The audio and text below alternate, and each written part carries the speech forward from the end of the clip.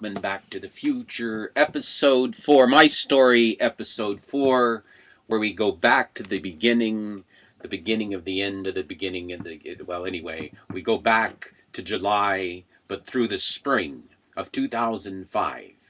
After the wise kids left and I was working with, well, they had to keep their day jobs with fellow would-be billionaires who may or may not have been or may still be billionaires.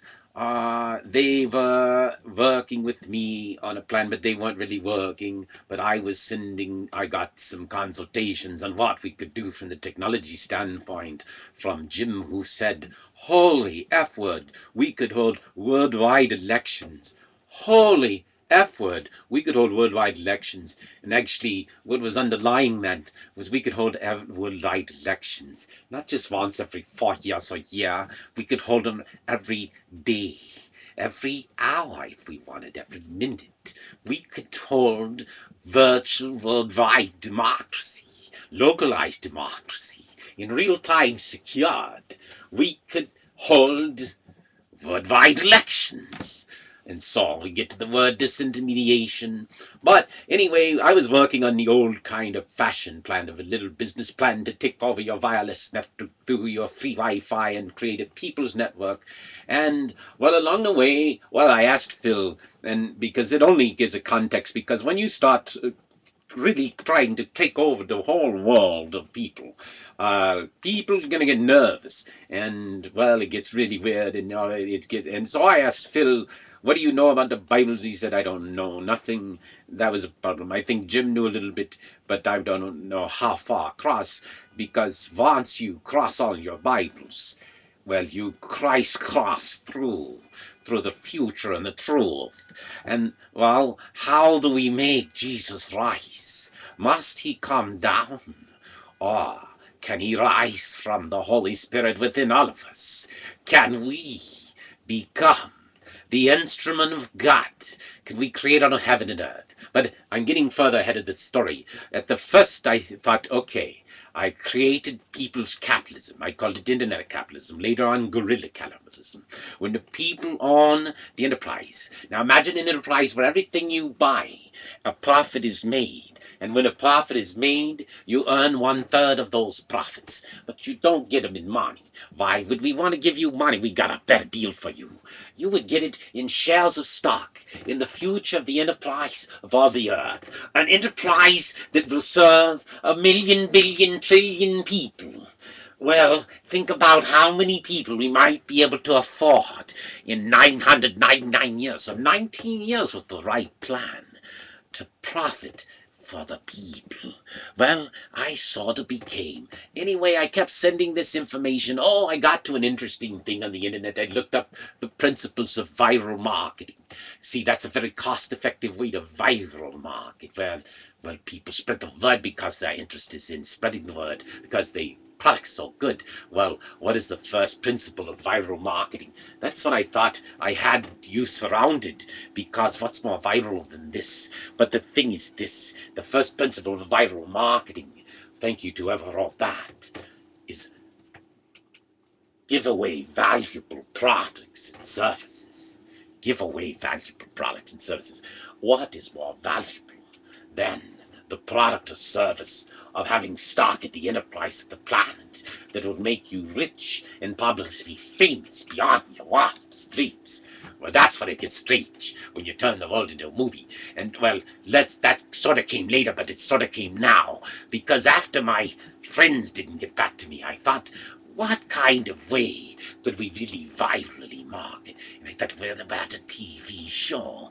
And I figured, well, what about a TV show of the guy that shows you how the people can buy the world by asking questions and maybe elucidating some answers as the prophet of prophets, the prophet of prophets. Well, and then the other thing is, in case it was illegal to buy the world, well, I created a fictional character mostly based on me. But he was fictional, so you got the benefit of being fictional as a character. So I created Bill Stars and the TV show.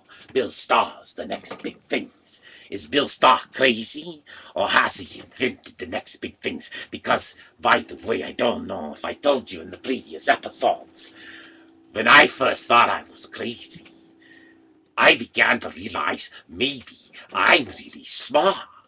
I never thought that I could be really smart before, but I knew that most of the crazy guys were really smart, and so maybe I was smart. Not, well, anyway, long story, but anyway, short story. When you can get back to there's lots of writing on who is crazy and who is smart and who is who in that zoo.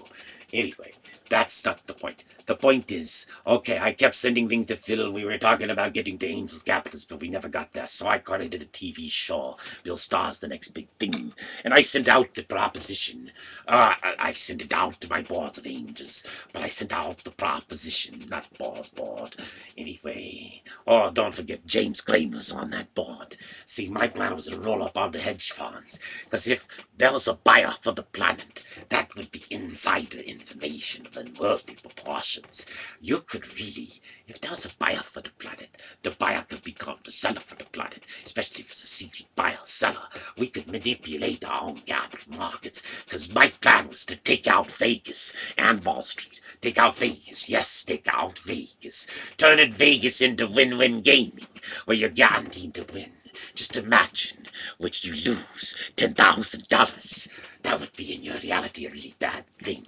But if you got a third of the profits of that and got it plowed back into the enterprise of the Vegas and the Macaus for the next 1,000 years where everybody wins, well, the casino grows and we grow on pyramid, and you might be better off losing in Vegas in this paradigm. And Wall Street's taken out because we take your money. We don't take it, we keep it for you, and we make sure it's invested in the best investments. We don't let Wall Street trade your retirement out. We don't play the games against you, because we have the best financial minds on the planet, working the enterprise plan to create the best possible profits, and we have a bank, and that's the trick. We have a bank that can create infinite money. Infinite money out of infinite mind if we want it. Just won't go willy-nilly with it. It's just a balance of a global macroeconomic scale where all no nations one world enterprise, one free commerce across the earth, one freeing of all the brands, freeing of all the business plans to grow 1,000 times, because they're sharing the profits with the enterprise, with all the shareholders, which are the people. And well, it's well beyond capitalism, you know it, and it's well beyond communism, as you know it, and it's probably the plan of God, as you don't know it. And that's the question. Does the plan of God possibly coexist here with the plan of man that man can create on his own? And so that led me to July 2005. Well, I just went crazy in my movie. And then I got picked up again. That's where I met Andrew Elliott and asked those questions in episode 1. What would it be worth to prove the existence of God? What would 999 years of justice on earth be worth? What if I had insider information of unworldly proportions? And of course, he called me bipolar. In fact, I only go one way. By the way, I think I'm not really manic now, getting into characters.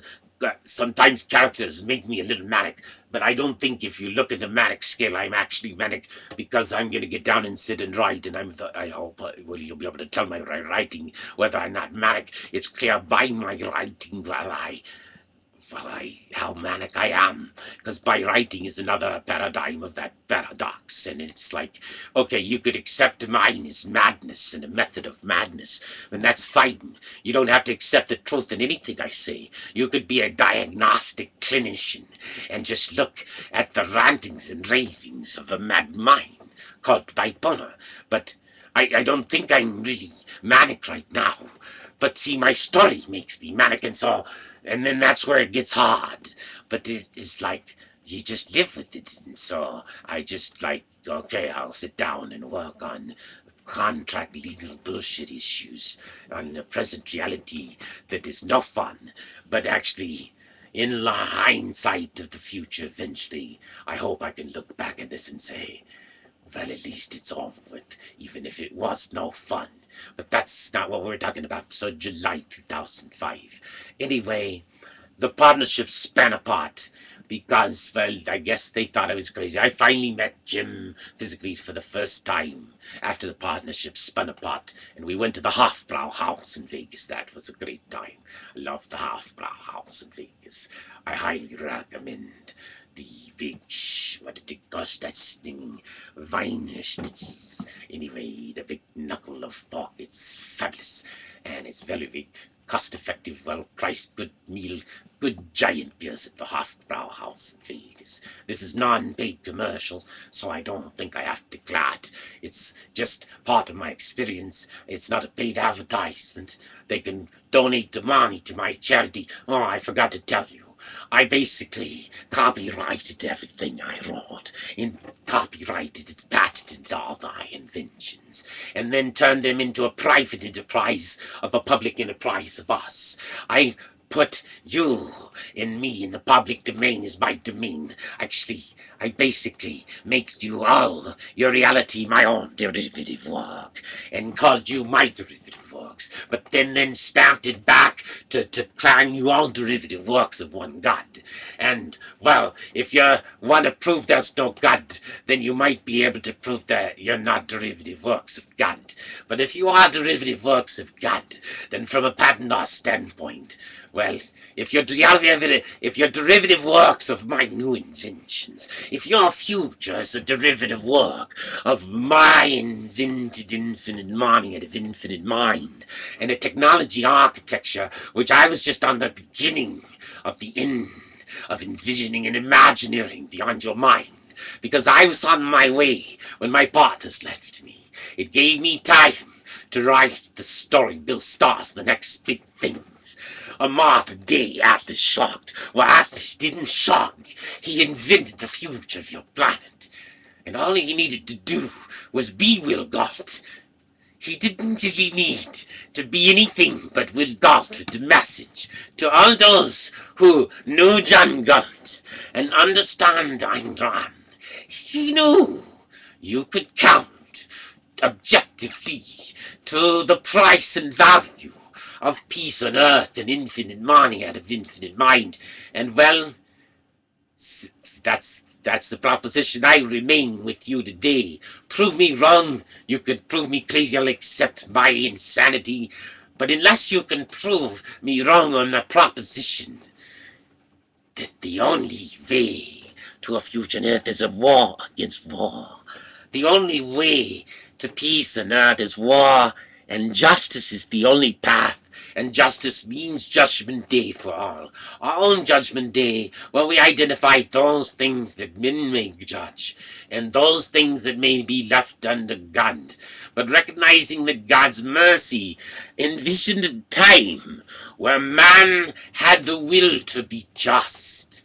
Man had the will to become in the image of God, because that is what his risen man is all about. That is what the future of heaven and earth is all about. When mankind rises to stand up the man into cosmos and into the age of light and enlightenment, to become in the image of our best, to become in the image of Jesus, to become in the image of the Prophet Muhammad, to become in the image of Moses, and David, and all of the great prophets of Buddha, become in the image that we were designed to become in when we realized the power of our own intelligent design gave us the power and gives us the power to will to the power of our own past future Earth with one infinite traceable trackable money I eventually called Rainbow Stars. Rainbow Stars are the path to building 1,000 pie towers within 5 to 7 years. No problem. 1,000 more. How can you afford when you can't even afford one? But you can't afford a life with no future. You can't afford your reality crashing. Your dollars and euros clashing. You can't afford the future you're on. So any future is priceless compared to the future you can't afford. That's what I knew in 2005. So what would you do with that information?